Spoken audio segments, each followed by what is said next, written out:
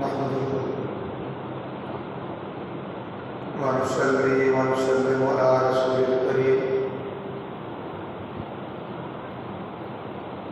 अम्मा बाद, औज़ु बिल्लाहि मिनश शैतानिर रजीम। बिस्मिल्लाहिर रहमानिर रहीम।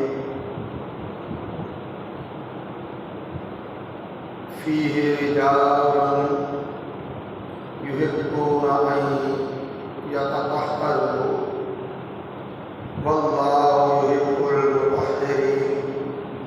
सदक़ल्लाहु मौलाना अज़ीम।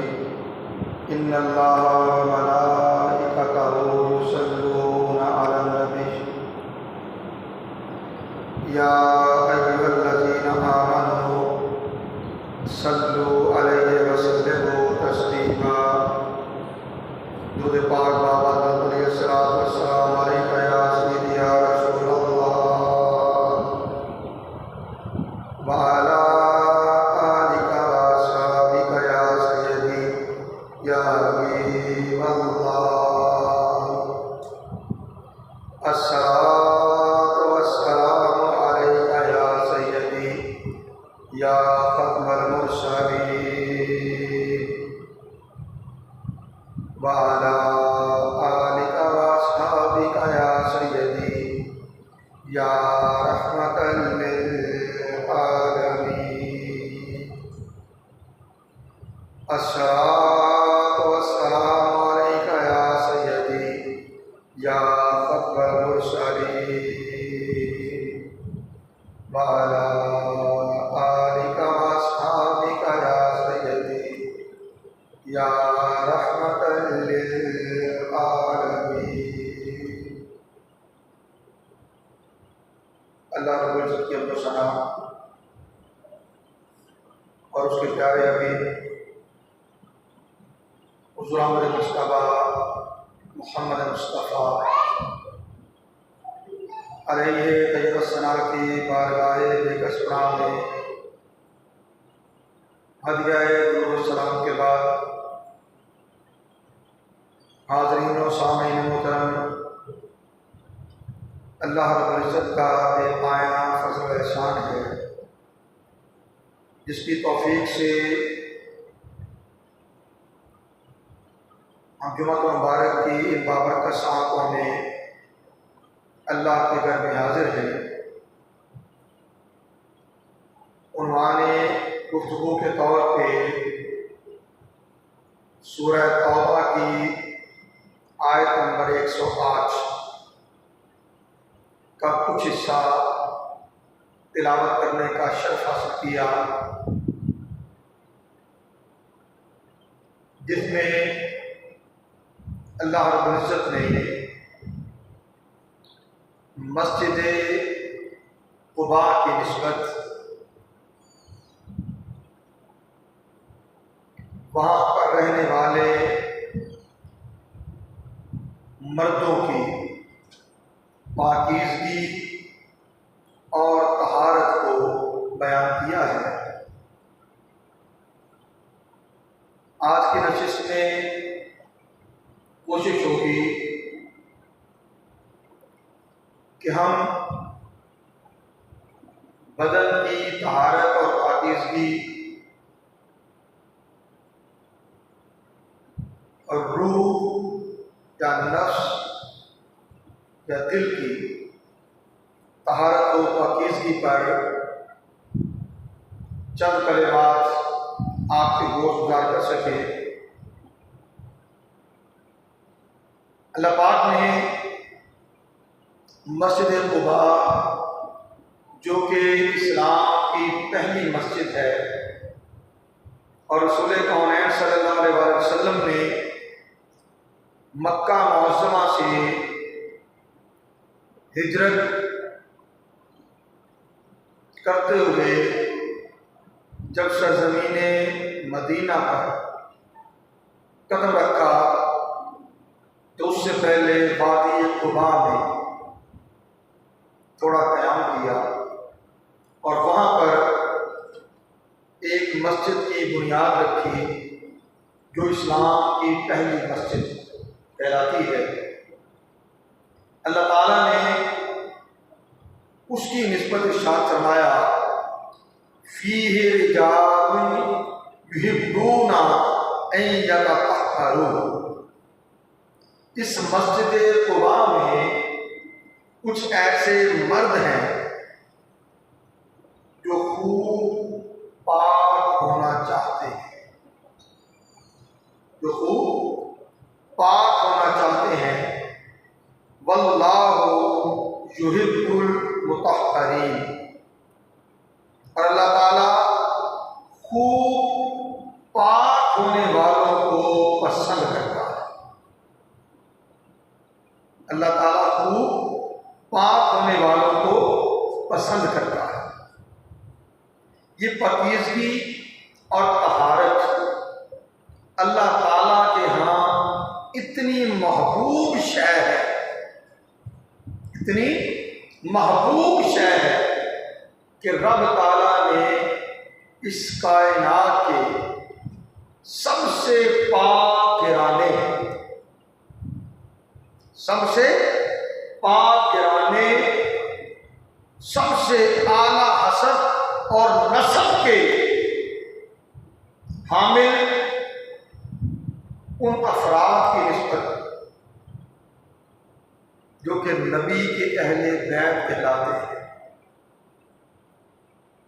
कुरान हकीम सूरह अहज़ाब में फरमाया था, इन्नमा युरीदुल्लाहु अन युज़हिबा अन्कुमुर रिज्सा अहलल बैत व युतahhirakum तत्हीरा। बेशक अल्लाह ताला तो चाहता है ऐ नबी अलैहिस्सलाम के अहले बैत तुमसे नजस को, नापाकी को दूर रखे और तुम्हें ऐसे पाक कर दे, और तुम्हें ऐसे पाक कर दे जैसे पाक होने का हक है, जैसे पाक होने का हक है। और रसूल कौनैन सल्लल्लाहु अलैहि वसल्लम से जब पूछा गया, या रसूलुल्लाह सल्लल्लाहु अलैहि वसल्लम, वो जिन अहले बैत नबी की निस्बत अल्लाह ताला ने फरमाया है कि वो उन्हें ऐसे पाक करना चाहता है जैसे पाक किए जाने का हक है, वो खुशनसीब कौन है? रसूल करीम सल्लल्लाहु अलैहि वसल्लम, मैं, अली, फातिमा और उसके दो बेटे, और उसके दो बेटे, और ये 5 नफूस कुदसिया, इन्हें इस रवायत में बयान किया गया। न सिर्फ एक में और बहुत सी हदीस में बाकायदा नाम लेकर, मैं, अली, फातिमा, हसन और हुसैन। और फिर ये वो नफूसे कुदसिया हुए जिन्हें हम आम लफ्ज़ों में इसी हदीस से इत्तिसाबे फैज़ करते हुए कहते हैं पंज तन पाक, पंज तन पाक। ठीक है, और इसी हदीस से इत्तिसाब करते हैं, इसी आयत से उसकी तालीम देते हैं। तो कायनात के वो पाकीज़ा तरीन नफूस, नफूसे कुदसिया, जिनकी निस्बत रब ताला ने पाकीज़गी को, तहारत को इतना पसंद फरमाया कि ये कहा कि ऐसे पाक कर देगा, ऐसे पाक रखेगा जैसे पाक करने का हक है। तो क्या ख्याल है जो पंजतन पाक के चाहने वाले हैं, पंजतन पाक की मोहब्बत अपने मन की दुनिया में बसाने वाले हैं, जो चाहते हैं कि ये पंजतन पाक जिसे अल्लाह के नबी ने सफीना नूह नूह अलैहिस्सलाम की कश्ती करार दिया और फरमाया जो इसमें सवार हो गया वो निजात पा गया। जो इस कश्ती में सवार हो गया वो निजात पा गया। क्या उन पंचतन पाक के चाहने वालों को पाकीज़गी और तहारत इख्तियार करना चाहिए या नहीं करना चाहिए? जी, जबकि पाकीज़गी और तहारत वो शय जिसके बगैर कोई इबादत को कबूल नहीं होती। आप नमाज पढ़ना चाहें, पहले पाक हो ले, गुस्ल की हालत है गुस्ल करें, वजू की हालत है वजू करें, फिर नमाज में खड़े होने के काबिल होंगे। पानी नहीं है, मट्टी से तयम्मुम करें, पाकीज़गी हासिल करें, फिर रब के हुजूर खड़े होने के काबिल होंगे। ऐसा ही नहीं। कुरान पाक पढ़ना चाहते हैं तो कुरान को बगैर पाकीज़गी के छुआ नहीं जा सकता। अल्लाह पाक ने क्या फरमाया? ला यमस्सुहु इल्लल मुतहहरून, इसे सिर्फ पाकीज़ा लोग छुए, जो पाक नहीं है वो इस किताब को हाथ न लगाए। पढ़ना तो अगली बात हो चाहिए। मेरी बात समझ आ रही है? तो पाकीज़गी इतनी अहम शय है और रसूल करीम सल्लल्लाहु अलैहि वसल्लम ने तो इरशाद फरमाया बुनियल इस्लाम अलन नज़ाफ़त, पाकीज़गी इस्लाम की बुनियाद है। या इस्लाम की बुनियाद पाकीज़गी पर रखी गई है। और आका ने साफ फरमाया मिफ्ताहुस सलाती अत्तहुर, पाकीज़गी नमाज की कुंजी है, नमाज की चाबी है। फिर फरमाया अत्तहुर निस्फुल ईमान, पाकीज़गी आधा ईमान है। और हम अगर ये सारा कुछ जानकर भी, ये सारा कुछ जानकर भी खुद को पाकीज़ा रखने की कोशिश न करें, पाक साफ रखने की कोशिश न करें, फिर बताएं ये कोई खुश नसीबी होगी या इसके बरक्स मौका होगा।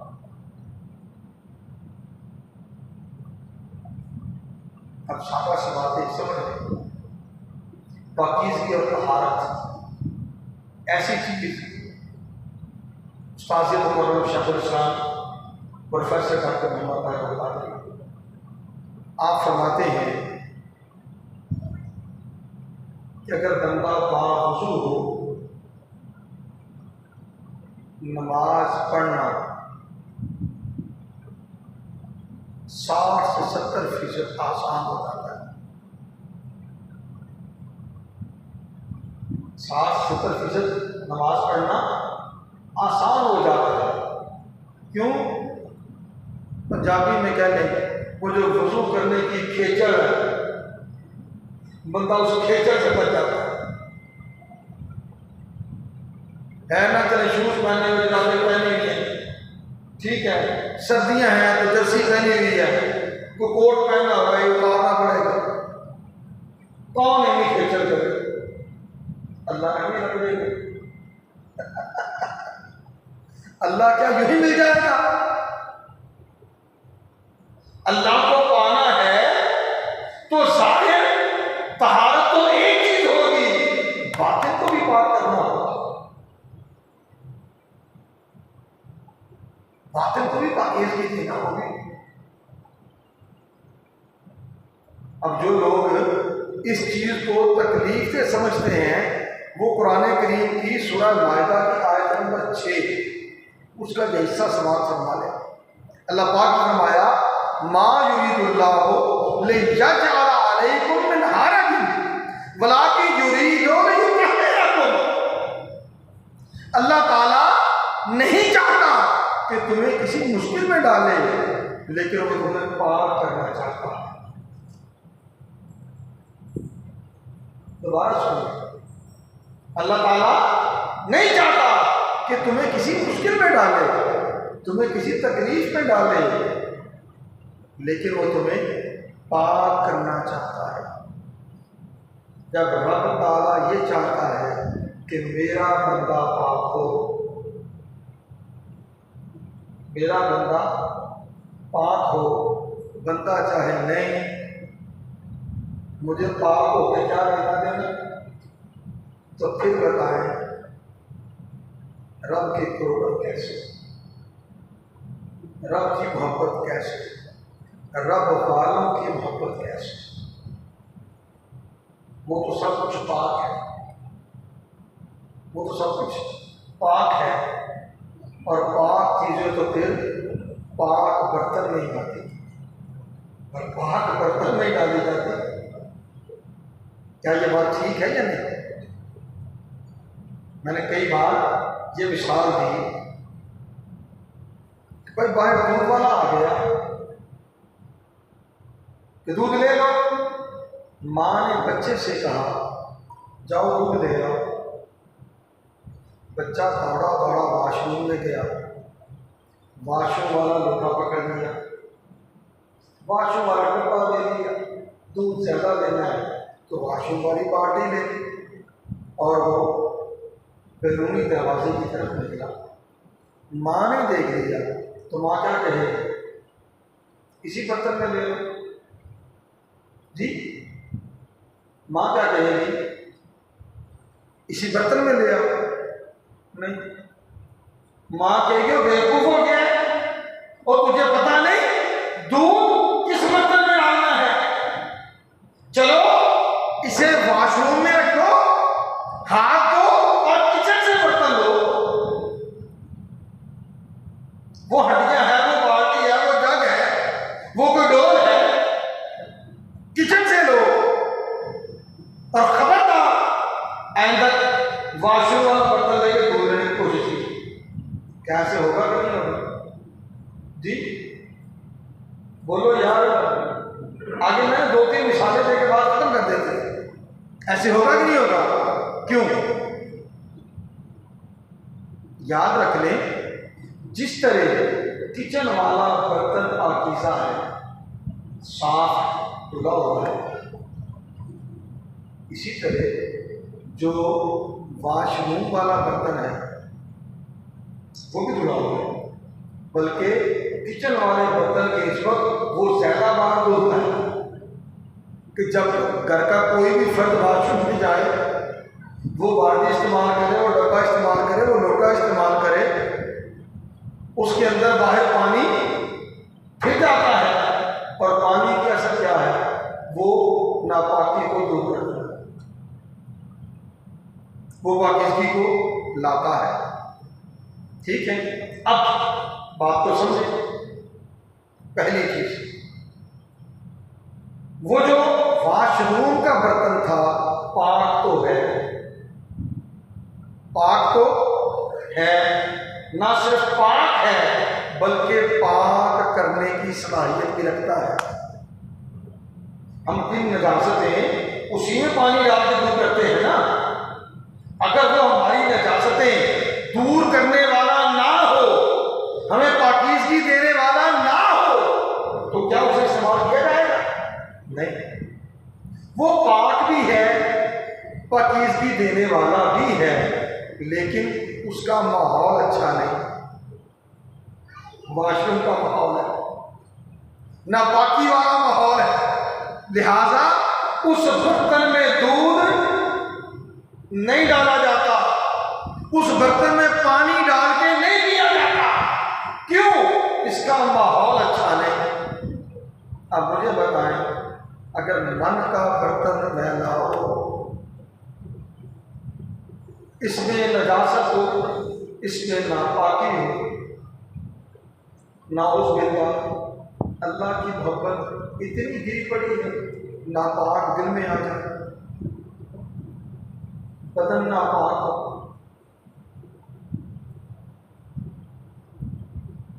अल्लाह पाक ना पाक बदन से मोहब्बत करे? हो सकता है?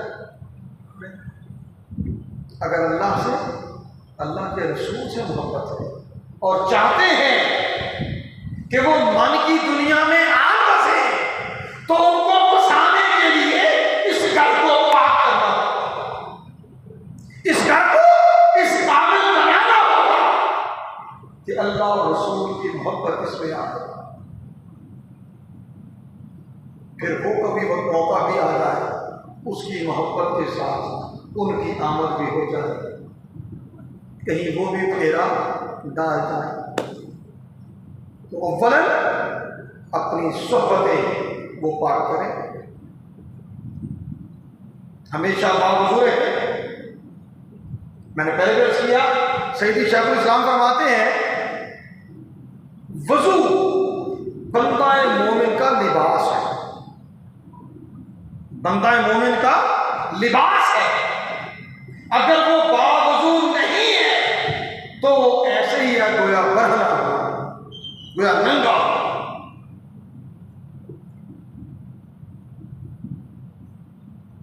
मेरी बात समझ आ रही?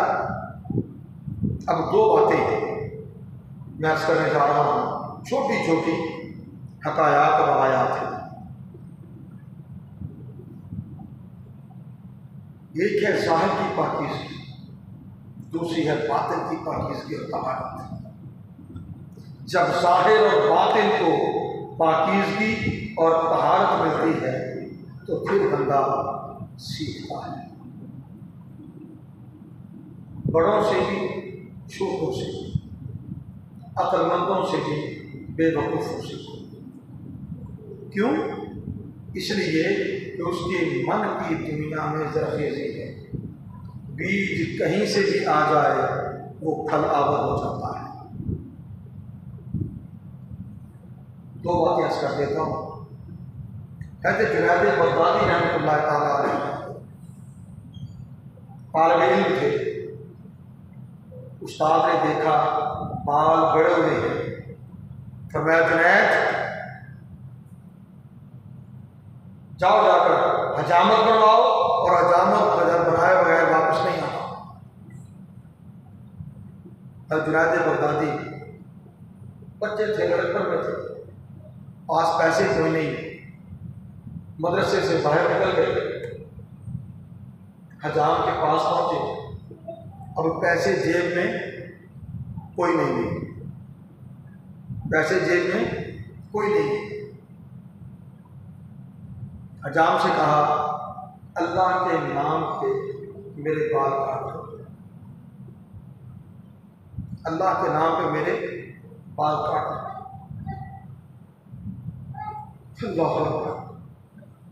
हजाम जो किसी की हजामत बना रहा था, उसने सीट से उस शख्स को उठाया कि सारी जिंदगी हो गई पैसे लेकर बाल काटते हुए, आज पहला बंदा आया है जो अल्लाह के नाम पे बाल कटवाने आया है, लिहाजा तू उधर बैठ, पहले मैं इसके बाल काटूं, पहले मैं इसके बाल काटूं। उस हजाम ने जुनैद बगदादी को, दोस्तों जुनैद थे अगरचे बगदाद के रहने वाले थे मगर वो मुकाम मर्तबा तो नहीं था, बिठाया, उसका माथा चूमा, उसका माथा चूमा, हजामत बना दी। जुनैद बगदादी ने दिल ही दिल में सोचा कि जिंदगी में जब भी मेरे पास कोई पैसे हुए ना तो मैं आके इस हजाम को दूंगा, आगे इस हजाम को दूंगा। वक्त गुजर गया, जुनैद बगदादी के पास पैसे भी आ गए, याद भी आ गया, उसी हजाम के पास चले गए और जाकर उसे कुछ पैसे देना चाहे, ये कहते हुए कि फलां वक्त मैंने मुझसे हजामत बनवाई थी, मेरे पास पैसे नहीं थे, मैंने कहा था अल्लाह के नाम में हजामत कर। उस हजाम ने पता क्या कहा, जुनैद अब तो इतना बड़ा सूफी हो गया है, और तो कीजिए जुनैद अब तो तू इतना बड़ा सूफी हो गया है, क्या ये भी नहीं जानता कि जो काम अल्लाह के नाम पे किया जाए उसका बदला मखलूक से नहीं देते।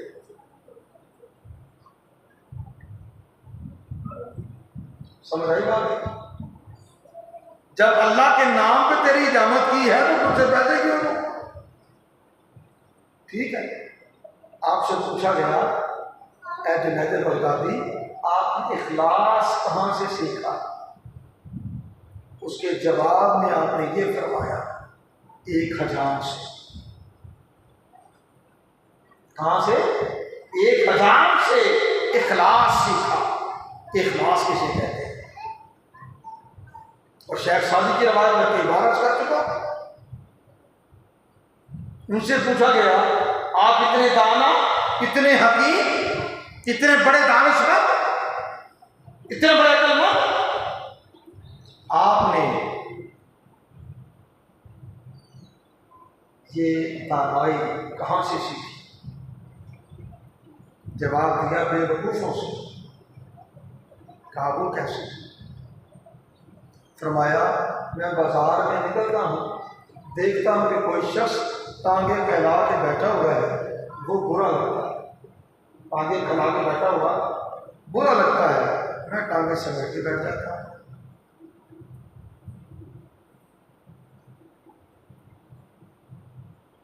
फिर अगली बात में बात खत्म कर दूँ। जब ज़ाहिर और बातिन की ये पाकीज़गी और तहारत नसीब होती है, बंदा कोशिश करता है अपने ज़ाहिर को पाक करे, अपने बातिन को पाक रखे, तो फिर ये फूल खिलते हैं, फिर ये फूल खिलते हैं। इब्राहिम बिन अदहम, उससे किसी ने पूछा, आप इतने बड़े साहिब अदब, ये अदब कहाँ से सीखा? फरमाया, अपने गुलाम से। अपने गुलाम से। पूछा कैसे? कहा, मैं उसे बाजार से खरीद कर लाया, घर आया तो मैंने उससे कहा, ऐ बंदा खुदा, बता तेरा नाम क्या है? उसने कहा, मैं तो गुलाम, मेरा कौन सा नाम? आप मेरे मालिक हैं, आप मेरे आका हैं, आप जिस नाम से पुकारेंगे मैं हाजिर। ठीक है। पूछा, अच्छा ये मेरा घर है, ये महल है, इसमें इतने कमरे हैं, जाओ देख लो, जो कमरा तुझे पसंद हो तुम्हारी रहायश के लिए उसे आरास्ता कर दिया जाए ताकि तुम वहाँ रहो। कहने लगा, है मेरे आका, मैं गुलाम हूँ, जहाँ रखेंगे वहीं रह लूँगा। गुलामों की पसंद नापसंद क्या होती है? जो मालिक को पसंद वही गुलाम को पसंद। ऐ बंदा खुदा, तुझे खाने में क्या पसंद है? तुझे खाने में क्या पसंद है, ताकि बावर्ची से कह दूँ वो तुम्हारे खाने का ख्याल रखे। जवाब दिया, मालिक जो देंगे वही खा लूँगा, जो देंगे वही खा लूँगा, मैं तो गुलाम हूँ। भला गुलामों की पसंद और नापसंद क्या चीज़? ठीक। अब ये सारी चीज़ें, ये सारे मोती मिलते कहाँ से? ज़ाहिर और बातिन की तहारत और पाकीज़गी से। ज़ाहिर पाक रहे, बातिन की तहारत का सामान होता रहता है। और अगर नमाज का वक्त हुआ, आज़ान हो गई, करीब से एक नमाजी गुजरा, उसने कहा, आओ भाईजान नमाज पढ़ रही है। यार मेरे कपड़े नहीं साफ, मेरा बदन पाक नहीं है, कपड़े ना पाक। तो यार कुछ ये सोच लो, अल्लाह से मोहब्बत का भी दावा, अल्लाह के रसूल से मोहब्बत का भी दावा, ये भी चाहें अल्लाह और रसूल हमसे मोहब्बत करे, क्या नापाक है तो वो मोहब्बत करे? उसकी कोई चॉइस नहीं है जी, उसकी कोई पसंद नापसंद नहीं है। अल्लाह पाक ज़ाहिर और बातिन की तहारत और पाकीज़गी दे, जिसके ज़रिए मन की दुनिया में इखलास भी आए, संगत और सोहबत भी अच्छी हो, अच्छी दोस्ती हो, और हम अल्लाह उसके रसूल की बारगाह का, उसके दीन का अदब के सीखने वाले।